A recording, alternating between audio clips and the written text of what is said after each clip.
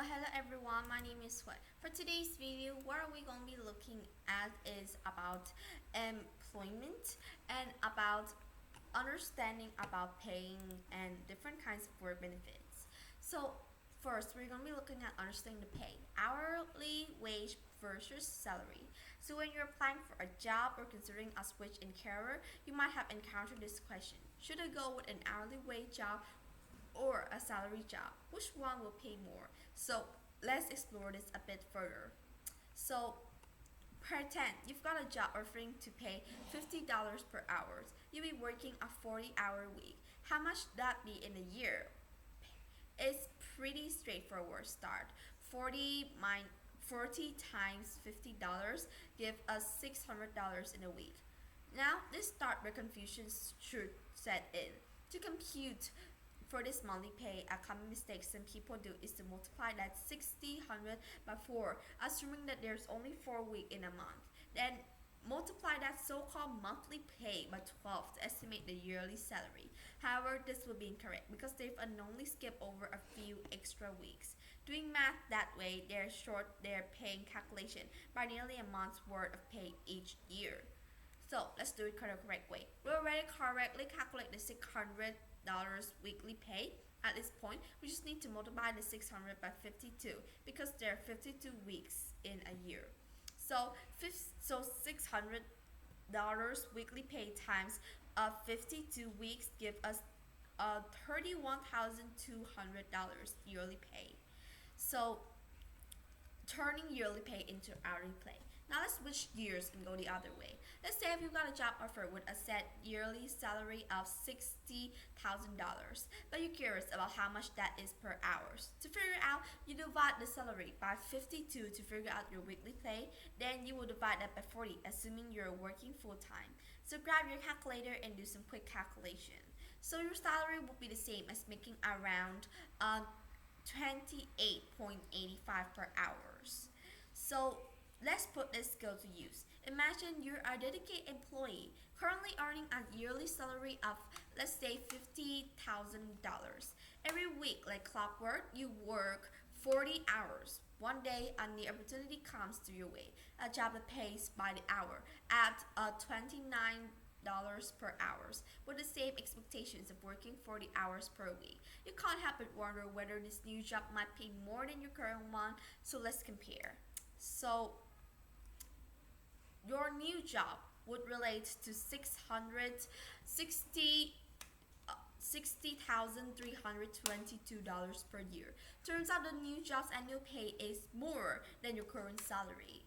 So this is a really important thing when you're looking for jobs, especially when you earn new opportunities or when new opportunities is in front of you. So you really want to catch it and make sure that you don't lose the big offer.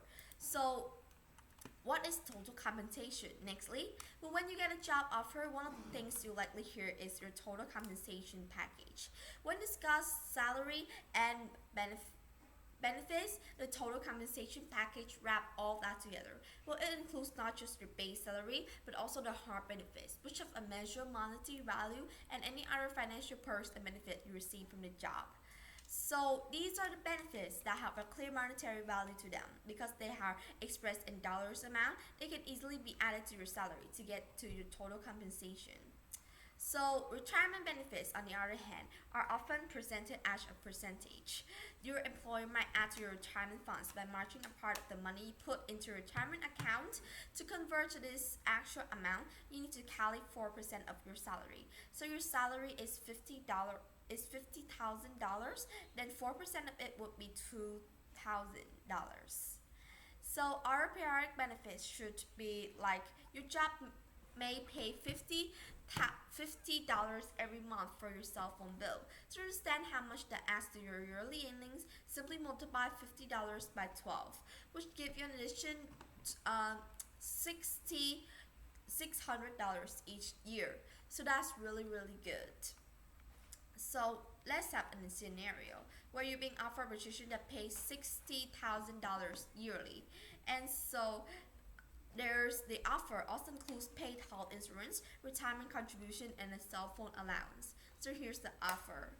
So the total compensation of that would be $71,360. As you can see, with additional benefits being offered, you'll be receiving a total of $71,360 from the employer. So that is the really accurate thing, and you could understand how do paychecks deductions happen. So understand your pay stub.